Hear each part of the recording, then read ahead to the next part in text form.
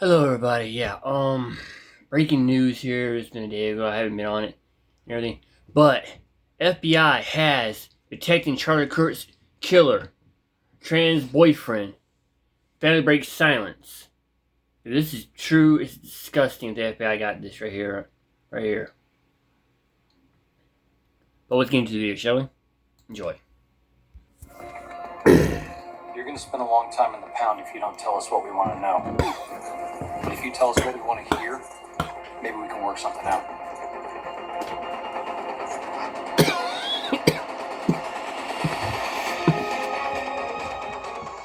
What's up, guys? It's Benny. We are finally hearing more about Lance Twiggs. Lance Twiggs is the transgender boyfriend of Tyler Robinson, who killed Charlie Kirk. And now we are finding out that the FBI protected him, that he had an FBI detail protecting him. What the hell is this? So News Nation sat down with a member of Lance Twiggs' family. It's a female member of his family. Famously, his family kicked him out because of drug use and because of his sociopathic and violent behavior. His family's from Wisconsin, and they call him a far left-winger. But this family member says that Lance Twiggs is somebody who was highly intelligent. So was Tyler Robinson. He was a concert pianist, and he's somebody who had just like high performance when it comes to scholastics and so on. And that they both just got disconnected from the real world, and that she 100% believes that they killed Charlie Kirk based on what she knows about both of them. And so this family member, we know that they were both relatively close to their families. She's speaking from experience, but here's what she says that made my blood boil. She said that Lance Twiggs did not voluntarily turn himself into the FBI, did not turn over Tyler Robinson's information. As far as we know, he destroyed evidence that Tyler Robinson left about the murder, and then also got FBI protection. The entire family got FBI protection. Now, this pisses me off a lot, because why would the feds be protecting these people unless they're going to testify? If they're going to testify in the trial, maybe. But this family member says she doesn't know. She doesn't know if that's true. I'm going to play you the clip right now. I'll let you decide. But this made me very, very frustrated. There's a lot of people who deserve protection, and Lance Twiggs is not one of them. Here we go. I mean, both of them are super smart. I mean, Lance was, I do know that, and I remember, he was a, I don't know, concert pianist. Like his talent for piano music was off the charts. Like not normal. It was very impressive, and that's kind of what I've heard about Tyler, is that he was just so smart and it's just a shame that these kids that had so much potential and such a bright future. What do you think changed? I don't, and then being as antisocial as they were, from my understanding of, playing these games and being a part of this Discord group, it just, they didn't seem like they were in the real world. There's text messages between Tyler and Lance where they're texting after the event. A lot of people find them unusual. The world that they were in, like this gaming world, like that was a normal way that they kind of spoke. That this wasn't an abnormal. The way they spoke wasn't abnormal. There have been a lot of questions about where Lance is now, whether he's in the FBI protection program. It's been a big mystery. He kind of has disappeared. Yeah, my understanding was for the first few weeks, because there were so many threats against his family that and him, that they had. My understanding is they did have a little bit of FBI detail, and they kind of moved around a little bit, but they're not anymore. He's with his family. Will he still cooperate with the investigation, from what you know? I don't know. When I first found out about how he was taken in and talked to by the police, I know that they said that he was very cooperative, but they had to go get him and bring him in. He didn't voluntarily go in and say, "Hey, I heard about this and I have some knowledge." He had to go in. Then he handed things over when they asked for him. but he didn't give up any information until he had to. There are so many theories out there, and I'm sure you've seen them. People think other people are involved, or another government was involved. I mean, you're kind of in the middle of this. How confident are you that police have the right guy, Tyler Robinson? 100%. They have the right guy. This is something that sort of follows a trend of behavior that was investigated by an incredible YouTuber. Here's the account. In a long-form video. Obviously, I want to give credit to this. In a way, I do blame the parents of that transgender boyfriend of Charlie who killed Charlie Kirk. The one that, the lover of his, who killed him, of Charlie Kirk and all. Hold me for this. I blame the parents of the lover of the guy who killed Charlie Kirk. Because they knew he was unstable. They knew he was on drugs. Knew he was doing all kinds of stuff, talking this crazy shit and everything, not his mind. But they didn't do nothing about it. That Twig guy's parents, I blame them. If they done something about it, Charlie Kirk wouldn't be dead. Alright? Charlie Kirk wouldn't be dead. His wife wouldn't be a widow. His 2 daughters wouldn't be have a father. So I blame them, yeah. And they deserve for being threatened. But my point is that the FBI has been protecting him since day one. Since it happened and everything. Since last year. Had him on protection. What the fuck? But we'll get back to the video.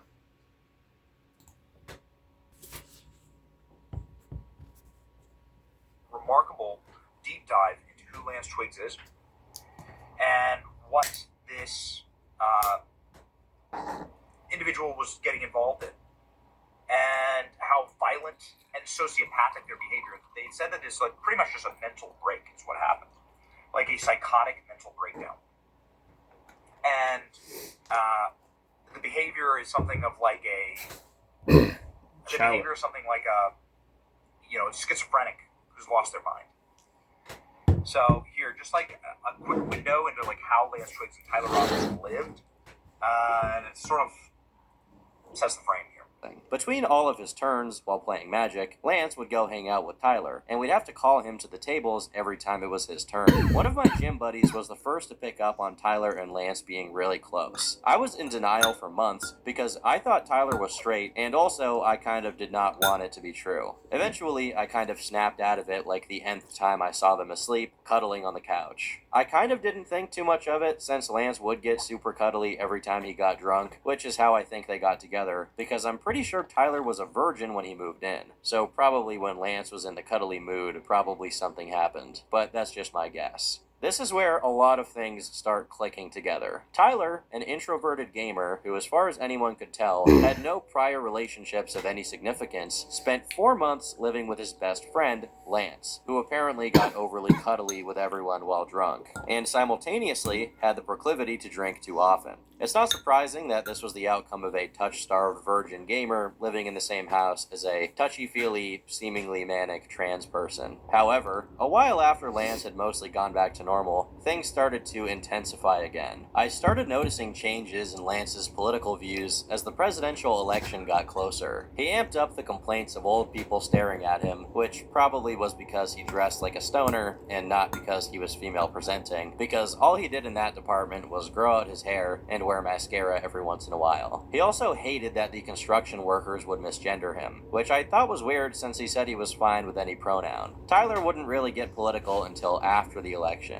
He'd sometimes just casually bring up the latest thing Trump had done and complain about what it'd do to the country, but in a very level-headed way. Before the election, Lance's friend group was the quirky LGBT group with a lot of mental illnesses. Not saying the two are linked, but that's how my friends knew them. They're the people who are in Lance's server for the most part. After the election, they became a lot more political, but not to an extremist level. By this point, I could safely say Lance and Tyler were some flavor of left-wing, while I'd become tired of politics politics and mostly apolitical, but never anything I thought was like dangerous. At some point, they told me about their relationship and were pretty open about it after that. It became very uncomfortable for me because while I don't think of myself as homophobic, seeing two dudes constantly make out was a bit much. Also, since Lance's room was always super messy, they would bang in Tyler's room, and I didn't like hearing it. I cannot imagine how much it sucked to be in this guy's shoes. While this is a bit out of character for Tyler, who's been consistently described as reserved, it does match Lance's behavior of being overly transparent and letting other people, even people who randomly visited him, see into his intimate life to a point where it's concerning. So yeah, man. I don't know. The more I find out. Basically, that Lance Twig guy, and anyway, nothing. Who in their right mind? What parent in the right mind named their kid Twig? Okay, there's his downfall right there. But it seems like this person right here was full of hate, schizophrenic, twisted in the head, but the parents didn't do shit about it. If you notice this, a lot of crimes that are happening is on the Democratic side. You notice that there's a lot of crimes happening as from Democratic supporters, left-wing nuts, and radicals. Let that sink into your minds right there. Let that sink in. Sure, let that sink into what I'm saying right there.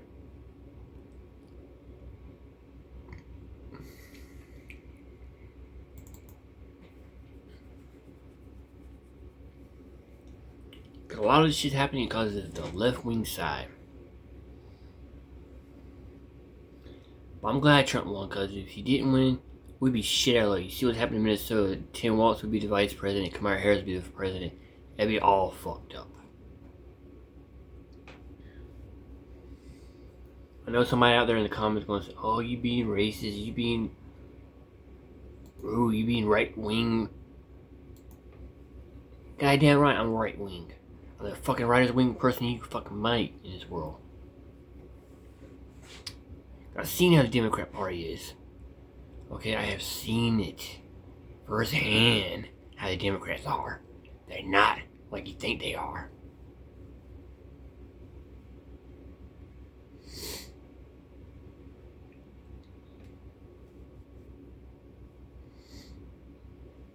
And everything.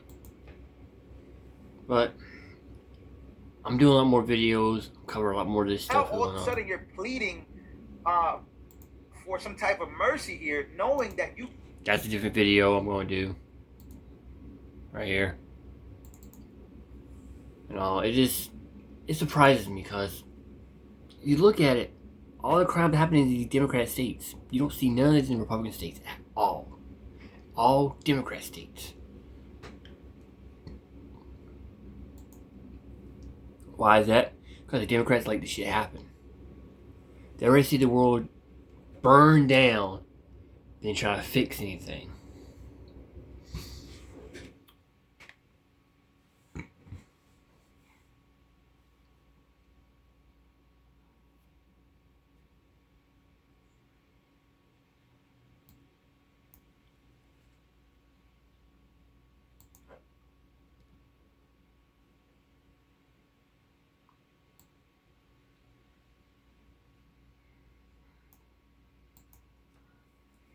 So yeah, it's kind of weird and everything.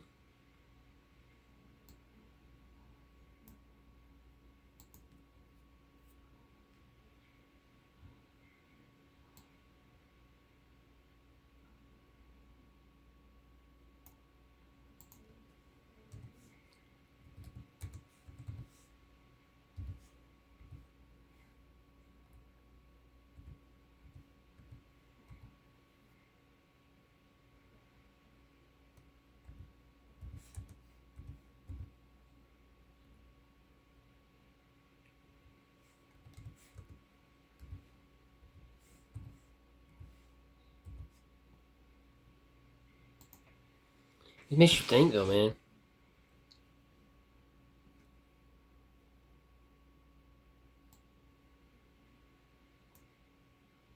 I'm trying to find another video here. Another thing here I'm trying to find here that explains why the Democrat Party chooses black community so much. I'm trying to find it, and it's kind of hard to find it. I have it saved in my description files here. I'm trying to find it, and god dang, I can't remember the damn name of it.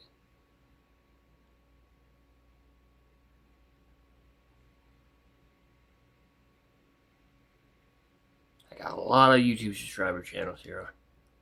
God almighty. A lot of ASMR, comics, and shit like that. Political news too, and everything, so. Trying to find it. Here we go. There we go. Right here. This is the guy right here I'm talking about. Yeah, here we go. Here we go. Here we go. Here we go. Here we go. This is the one right here. I think this is the one. I hope it is.